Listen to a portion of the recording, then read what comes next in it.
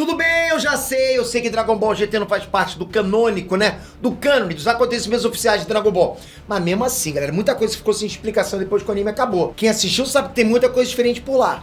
E quando eles terminaram a história sem explicar alguns detalhes, todo mundo ficou sem entender nada. Você quer alguns exemplos? Assiste esse vídeo.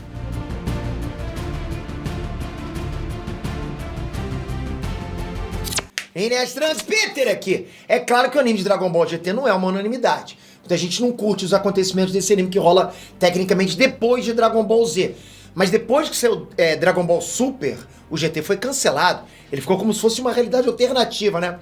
Agora, galera, mesmo assim, é muito estranho que a história tenha acabado sem explicar pra gente algumas coisas que estavam ali. Todo mundo viu, mas simplesmente não faziam sentido.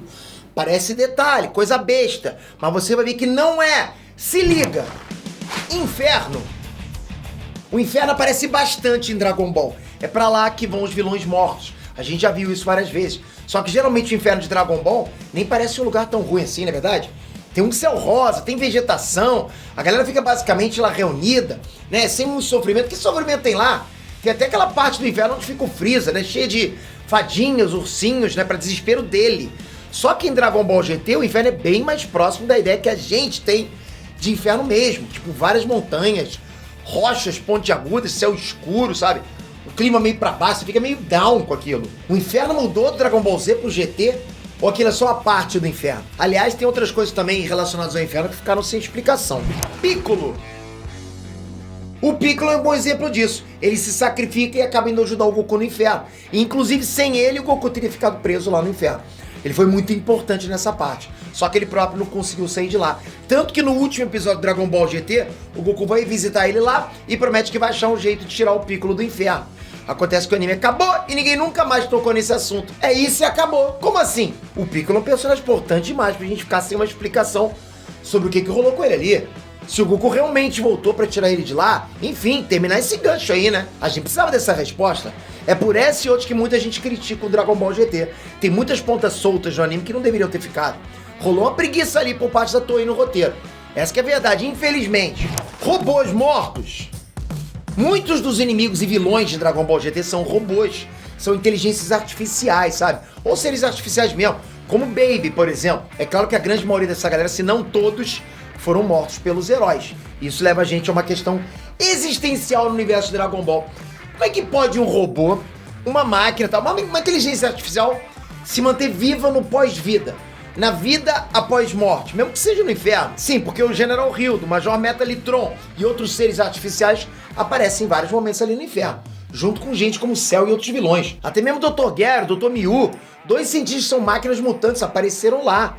Aliás, esses dois se conhecem lá, isso leva a gente até a outra questão não respondida de Dragon Ball GT. Androides. A questão dos androides é revivida, acontece, né, tudo de novo, em Dragon Ball GT, na saga do Super 17. Basicamente o que rola é que os dois cientistas, o Gero e o Miu, se encontram no inferno e ali eles conseguem criar um clone do Android 17, aquele mesmo, irmão da 18, e mandam os dois de volta pra Terra. Ali, galera, eles se fundem e viram o Super 17, um Android bem mais casca-grossa do que a maioria. Aí a gente tem duas perguntas principais. A primeira é, como que eles conseguiram fazer um clone do 17 no inferno? Como eles conseguiram peças pra isso? E assim, ninguém viu isso acontecer? Os caras podem ficar livres no inferno, tramando formas de voltar? Tá muito tranquilo esse inferno aí. Esse inferno tá moleza, hein? E outro detalhe bem interessante é o seguinte. O Dr. Gero diz que o 17 original não chegou ao ápice do poder porque ele odiava o próprio Gero e porque ainda tinha algo de humano nele, o que impediu que o experimento fosse 100% bem sucedido, já que era pra ele ser mais forte até do que o Cell. Só que aí tem Android 18, irmã dele, que também odiava o Dr. Gero, claro. Fica a questão, será que a 18 também tem um poder não explorado dentro dela, que só não foi liberado por causa disso? E se o Android 17 era pra ser mais forte do que o Cell, ela também deveria ser? Os caras jogam essas informações aleatoriamente no anime, mas não explicam. Pan Super Saiyajin. Você lembra da Pan, filha do Gohan e da Videl, neto do Goku e do Mr. Satan? Pois é, né? Ela também tem sangue Saiyajin e é uma das protagonistas do Dragon Ball GT, junto com o Trunks e o Goku criança. E uma coisa que sempre incomodou todo mundo é o fato de que ela não chegava nem perto dos outros Saiyajins em termos de poder. Ela era bem mais fraca do que todos eles, incluindo os mais novos. E na época do anime, muita gente dizia, inclusive, que uma Saiyajin mulher não podia se transformar em Super Saiyajin. E de fato, né, na série isso nunca aconteceu, beleza. Só que depois, em Dragon Ball Super, Já sabe onde é que eu vou chegar, né? A gente conheceu a Kali e a Caulifla, duas Saiyajin extremamente casca grossa do universo 6, que não só se transformam, como chegam naquela transformação do Super Saiyajin lendário do Broly, e deram um pau no Goku. Trabalho gigantesco pro Goku no Torneio do Poder. Mas vamos lá, voltando pro GT. No final rola uma passagem de tempo bem grande, onde a gente vê a Pan já bem idosa, né? Vendo a luta entre o Goku Jr. e o Vegeta Jr., descendentes dos dois Saiyajins, lá no torneio de artes marciais. Aí quando a gente vê a Pan velhinha, fica a pergunta: será que em algum momento durante a vida ela conseguiu virar Super Saiyajin? Será que ela ficou mais forte? Todo mundo ia adorar ver isso acontecer, seria maneiro pra caramba. Dragões Malignos. O último arco de Dragon Ball GT é aquele onde Goku enfrenta os dragões malignos que se originaram da energia negativa dos desejos das esferas do dragão da Terra. Esses caras são bem poderosos, principalmente o último deles, e deram muito trabalho. São inimigos do nível mais alto mesmo, entre os piores que o Goku já enfrentou. Só que tem um detalhe aí que não foi bem explicado.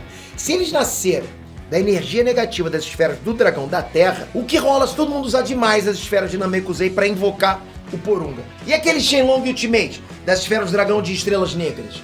E os outros dragões que a gente conhece hoje? Será que se essas outras esferas forem usadas além da conta, acontece a mesma coisa, nascem dragões malignos? E se rolar, será que eles seriam piores do que aquele que a gente viu? Porque são versões mais poderosas das esferas do dragão. Então faz sentido, concorda? Goku! E por último, tem muita coisa a ser explicada a respeito do Goku. Porra, o grande protagonista da história, que volta a ser criança em Dragon Ball GT. Mas o problema nem é esse, é o final da história.